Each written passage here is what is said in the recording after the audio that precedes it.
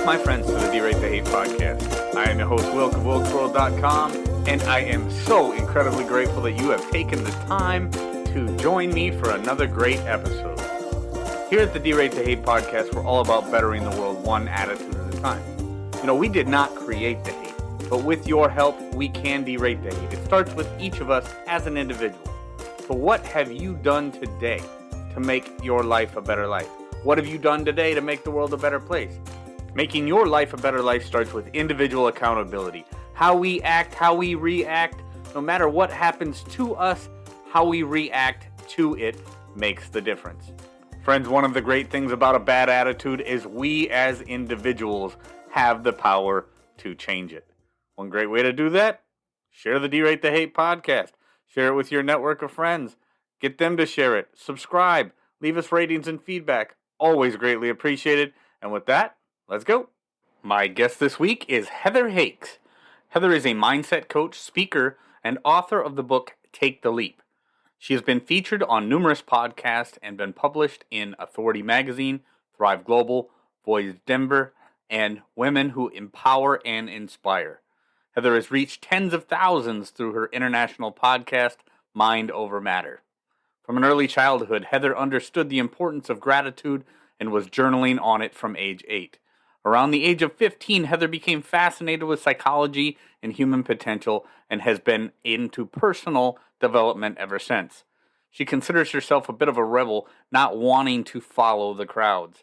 In 2017, Heather took a huge leap of faith and followed an intuitive nudge. She waved goodbye to the corporate world knowing there had to be a better reality. She just couldn't fathom dreading Monday and cheering on Friday for the rest of her life. Heather now specializes in helping others get out of their own way by awakening the infinite potential to create the ideal life. She is a graduate of the Tony Robbins Mastery University and Gabby Bernstein's Spiritual Junkie Masterclass. In this episode, Heather and I discuss gratitude, self-doubt, imposter syndrome, and so much more. You don't want to miss it. Here we go. All right, Heather Hakes, thank you for joining the D-Rate the Hate podcast. I'm so excited to talk to you. You've got the Mind Over Matter podcast, and you're a mindset coach, and I've seen a lot of the work that you've done just talking about positivity and happiness. And with me being the person that's always trying to better the world one attitude at a time, I thought, I got to get Heather on the podcast. So welcome to the D-Rate the Hate podcast. And why don't you tell me a little bit about how you started being a mindset coach? Yes. Well, I love that. Thank you so much for having me. And I love your tagline, bettering the world one attitude at a time. That's phenomenal. To give a brief background on how I got into doing what I'm doing, honestly, I've always been fascinated by psychology and human potential. I grew up, I remember in elementary school watching Oprah and Dr. Phil. I started a gratitude practice literally when I was 8 years old, writing in my journal every day, things I was grateful for. And then I really started reading the self-help personal development books in my early teens. But, you know, that's also a hard time because you want to fit in. You don't want to be weird and you don't want to be different. And so I did the thing we're conditioned to do. I went to college. I got a degree. I worked in corporate for 10 years. And then I just woke up one day and I was miserable. I was tired of going through life's motions, cheering on Friday, dreading Monday, week in and week out. And I just decided there had to be another way. So I took a leap of faith, quit my job in 2017, got to travel the world for about 2.5 years. And all of life experiences led me to writing my book, starting the podcast, and getting into coaching. Sweet. I think a lot of people find themselves in that dreading Mondays, waking up on Mondays to go do a job that people just aren't into, and then they live the whole week for Friday just to have that 2 days that probably end up going too fast and you don't get nearly everything done that you want to do.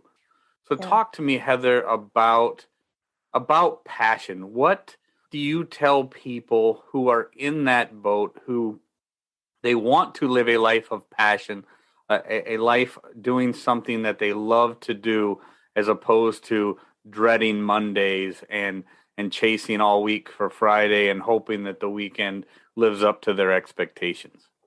Here's the thing. I'm not hating on 9 to 5s. 9 to 5s work great for many people. But I am specifically talking to those people that are literally going through life's motions. And what I am here to preach and literally shine a light on, shout from the rooftops that you are meant to be doing so much more if you choose. And so as an example, I have a girlfriend from high school currently going through this. She's been a teacher since, well, she got out of college. So what is that, like 15 years at least? She's been in teaching in the K through 12, but she has 4 children, and she's at the point that, she's stressed to the max. I think a lot of teachers can feel this, stressed to the max. I don't think they're paid what they should be. And part of her is like, I want to live life on my terms. I want to create a schedule on what I want to do. And she literally gave her notice this week that she is not signing on for next school year. She's following her intuitive nudges that she's meant to be doing something else.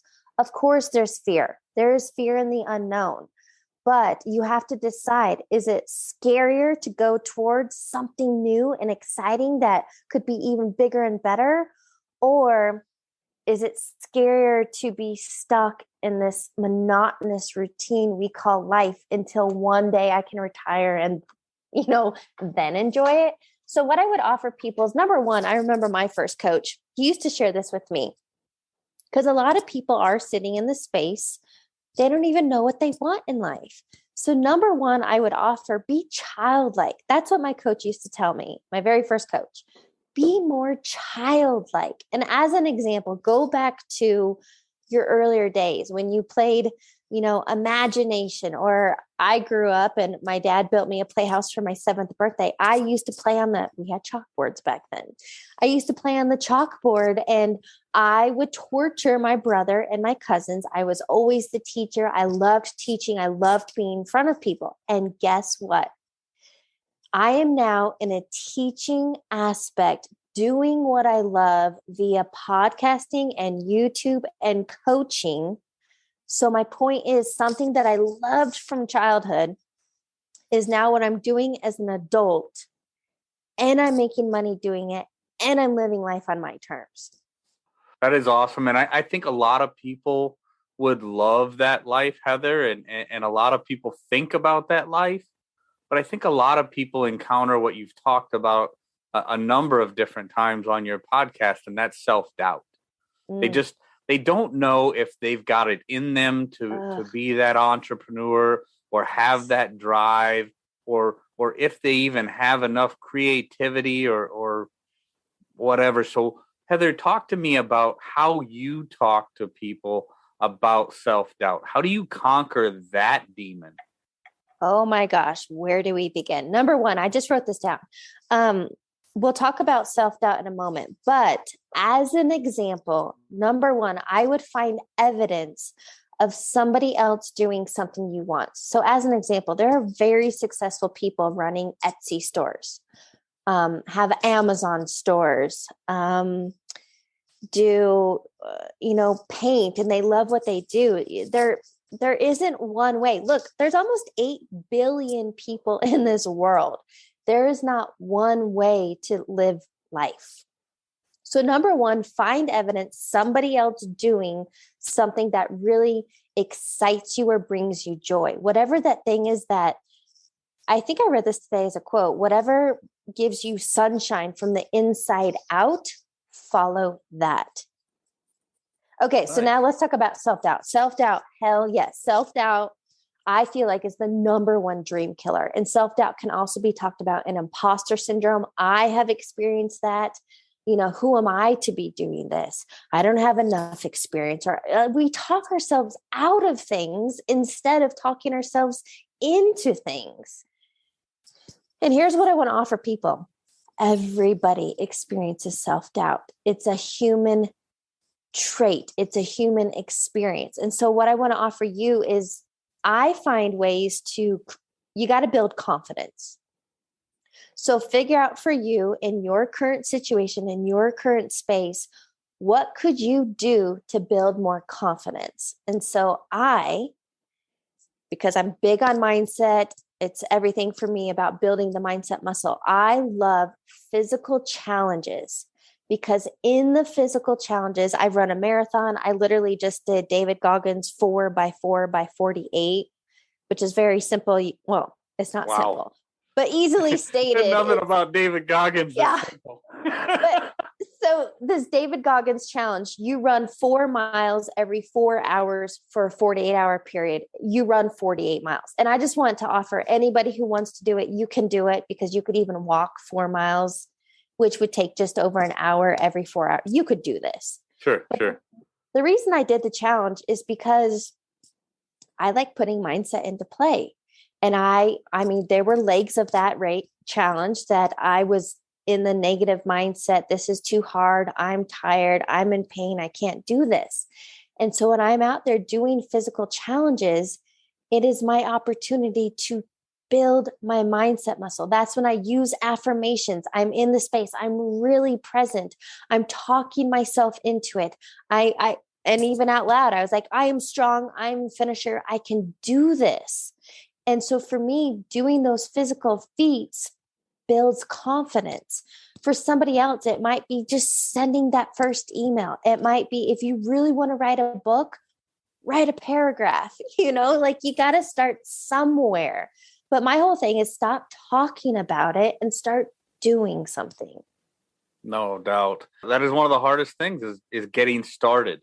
And I think a lot of people, I mean, I don't care. You're right. Whether it's starting a business or weight loss or some kind of exercise program or just beginning a life of passion, a lot of times that hardest thing is getting started. And it's so important. I think what you said there is so important. It just getting started is half the battle. And you're right. People are prone to, and I think it's human nature. People talk themselves, just what you said, they talk themselves out of doing something versus talking themselves into doing something. Such an important point, Heather, because people's doubt is their biggest enemy. It's not the world around them. It's the world inside their brain. 100%. Yes, your biggest obstacle and your biggest challenge is between your ears. And that is your mind. That is your self-talk. That is what's going on internally. And something I talk about that many teachers share is, as an example, your conscious mind, because I'm big on mindset, I got to go here. Mm-hmm. Your conscious mind is only 5% of the picture. So if you have a conscious desire of you want to start this new gig, or you want to write a book, you want to start a podcast, you want to start a business, you want to get promoted at work, you have this conscious desire of wanting something, that's 5%. That's where our desires, our wishes, our hopes, our dreams are, in the conscious mind. But if you don't understand the 95% of your subconscious programming, anytime you come up against a struggle, anytime you come up against resistance, let's talk about money. I think that's the biggest one anyone can relate to. If you are struggling with money, it's your subconscious programming that you have to work hard to earn money, that money is bad, all these stories we grew up around. So you have to realize that, no fault to anyone, but from birth up until age 7, you're literally a sponge. You are taking in, no filter, what you hear from your parents, your community, your culture, your environment, and we just take it as fact. So if the money story in your home growing up was lack and scarcity, but you have this desire for abundance and to live a lavish lifestyle, that's a big disconnect. And so what I would offer is, 1, you have to become aware of those thoughts on repeat. And then 2, look at them and just acknowledge them and ask, is that true? Is that true?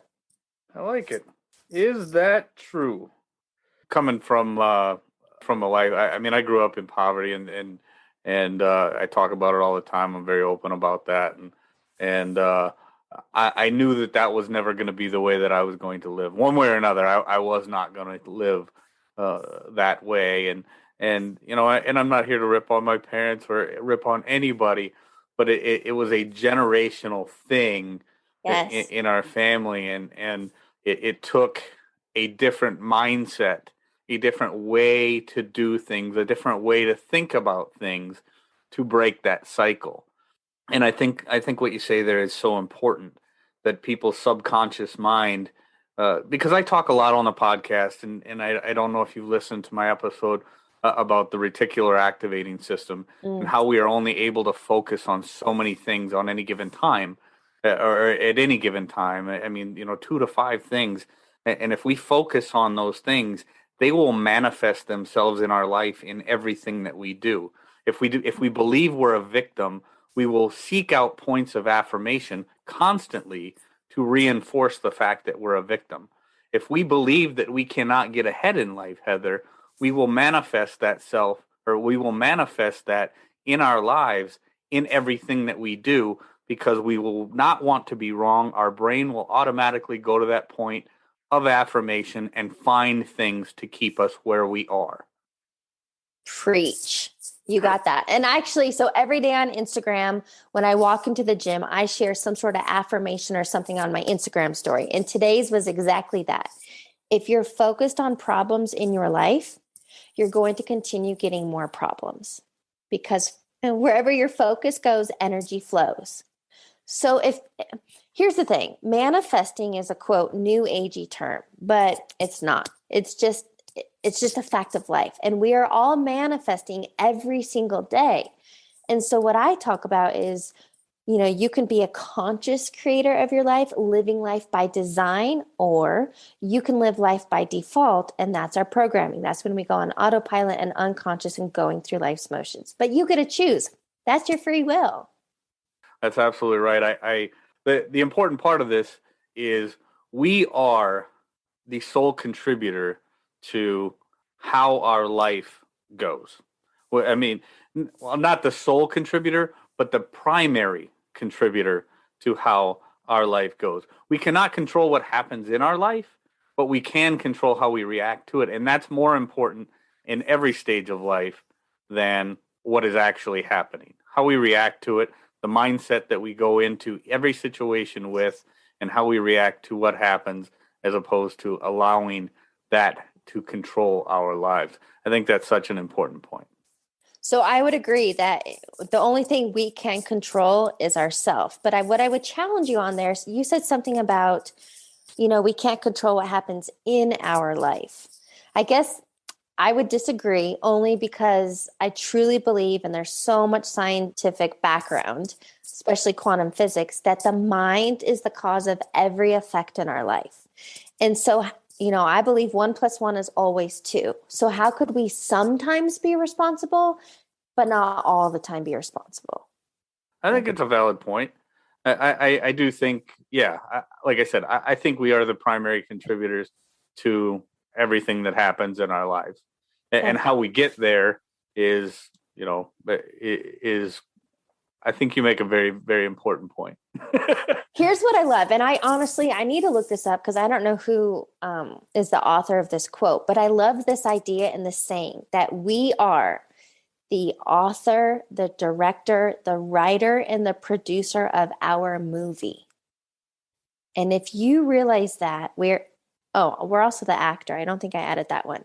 If you realize that we're writing the script, we're playing it out, we're directing the moves. If you don't like the scene you're in, write a new script. I like it. Yeah. I like it. That's definitely good advice right there. I mean, and that's really, one of the big things for my life, because obviously I've talked about it several times on the podcast and in public settings all over, and people that have known me from my past know that I used to be a very miserable person. I was miserable. I spent a large portion of my life miserable. I'm not even sure how I ever had friends at certain points in my life. And maybe I didn't. I don't know. But I'm a very different person now. And the reason I'm a very different person now is because I decided, it was me that had to decide that I was not going to be that person anymore. I was not going to be miserable. I was not going to be unhappy. I was not going to be ungrateful. And I think a lot of that's, I think a lot of that starts, Heather, with gratitude. You talked about the gratitude and gratitude journaling when you were very young. One of the first guests that I ever had on the D-Rate the 8 podcast was Denise Albright, and she's got a very cool these bright, colorful journals for little kids, little girls, and does a lot of journaling with regard to gratitude. And I know there's a lot of them out there now that do it, and I think it's so important. However, any person can come to a life and mentality of gratitude, you have to do it. Because I think happiness and gratitude go hand in hand. You cannot be a happy person without being a grateful person. And too many people do not understand that we're surrounded by things every single day. No matter what your life is like, there's always something to be grateful for. Well, I love what you touched on there. And first of all, huge props to you that you have turned your life around, because that had to have been hard work, because you had habits, you had beliefs, you had been this identity, this person. And so to do a 180, I mean, that takes work. That is a process. It is a journey. So good for you. But you're right. And I find gratitude in the smallest of things. Here's an example. So a couple of days ago at the gym, I walk into the locker room to put my bag in the locker, and I find a penny on the ground. And I love finding money on the ground. It's like one of my favorite things. And so I picked the penny up, and I was like, and I expressed gratitude. And then what I said is, I got paid to work out today. Nice. So it's those little things. And then even today, I sold something on Marketplace, and I had gratitude that, yay for this person getting a hell of a deal.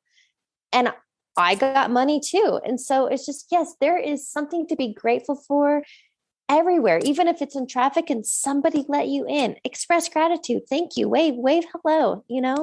Here's the thing. We're energetic beings living in an energetic universe. And when you are vibing from gratitude, from joy, from happiness, when that is the energy you're putting out via your thoughts and your feelings, you literally are going to attract the same thing back to you. So I guess I would offer, if anybody's sitting there go, oh gosh, I'm really not that grateful. Okay, well, just start today. List one thing you're grateful for. I do every night before bed, when I'm in bed before I fall asleep. I think of 5 things from that day for which I'm grateful. So I go to bed. That is the last thing that I think about. And it's true. When you find something to be grateful for, then it kind of snowballs. And then you think of more to be grateful for. And then all of a sudden you're emanating different energy, and you're going to have different experiences. Yeah, I totally agree. I mean, one of the things that we tell our son every day at the dinner table, or ask our son at the dinner table every day, is what was your favorite part of the day? What were you grateful for? What are you grateful for today? It's something that we want to instill in him each day. And then, my daughter too, obviously she's too young yet at this point to grasp the concept yet, but it's something that will be a very big part of her upbringing too, because I agree. I think that gratitude is the primary ingredient to happiness, is the primary ingredient to life's fulfillment, is the primary ingredient to a positive mindset, because I don't think you can have any of that without gratitude. It's the bedrock. It's what makes it happen. Yep. I used to, when I worked in corporate, on my whiteboard in my office, I said, have an attitude of gratitude. That was on the top of my whiteboard. Yep. I've actually got an attitude. I've actually got an episode of the podcast that says Attitude of Gratitude and Personal Accountability Challenge, because I really think, I mean, that's one of the things that I talk about constantly. And literally one of the things that turned things around for me was that attitude of gratitude and personal accountability. So it ties into what you're talking about, Heather, with the mindset and everything very closely. We are accountable for our lives. We are accountable for what happens in our lives. It is gratitude that will get us there. Gratitude and personal accountability will make the difference in every situation as to whether that situation is going to go good for you or not go good for you. Agreed. So Heather, tell me a little bit more. Tell specifically, or more specifically, tell the DTH listeners what they can find at heatherhakes.com. What kind of things you offer. Talk a little bit about your Mind Over Matter podcast, and how the DTH listeners can get a hold of you, get to be part of the Heather Hakes community. Or So the best place to start is my website, which is simply heatherhakes.com. And on my website, there's tons of resources. There's links to my podcast, which is Mind Over Matter. So I drop 2 episodes every week. I've been doing it for like almost 4.5 years. So nice. I think tomorrow's is episode 419. But anyway, so I release 2 episodes a week. I love that. I bring on other guests, just as you're doing, to share these perspectives, the importance of mindset, perseverance, and manifesting. And we're supposed to be having fun. So that's the podcast. I also have a YouTube channel that I drop videos almost daily. Wow. And to work with me one-on-one, I do offer one-on-one coaching, as well as I have created a self-study course. And the big thing that I teach people and my clients a process and journey is how to become mindful and intentional and step into, take your power back and be that conscious creator so you can have the health you want, the money you want, the travel, the leisure, the home, the relationships, whatever it is, you can have all of it. It's important. It's important lessons. I think anybody, again, we talked about, my tagline, bettering the world one attitude at a time. It's really important. Some people are able to do it on their own, but most people are not. Most people, it requires a coach. Most people, it requires, if nothing else, some kind of accountability buddy, somebody that you can look to say, am I on the right path? Or somebody, when you're getting down, somebody that you can look to and maybe virtually knock on their door and say, hey, I've got something on my mind. I know I'm going down the wrong path. How do I get back on track?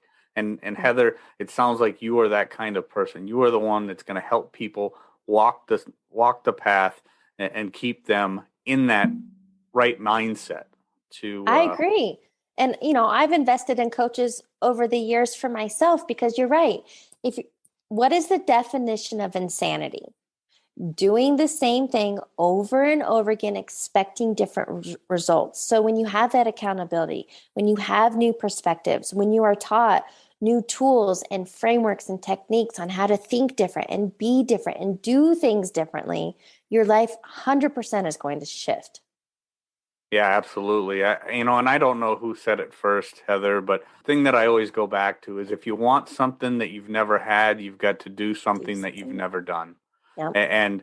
And sometimes it is reaching out to a coach and helping somebody with that mindset. And I would encourage everybody to, at the very least, check out heatherhakes.com, check out the podcast.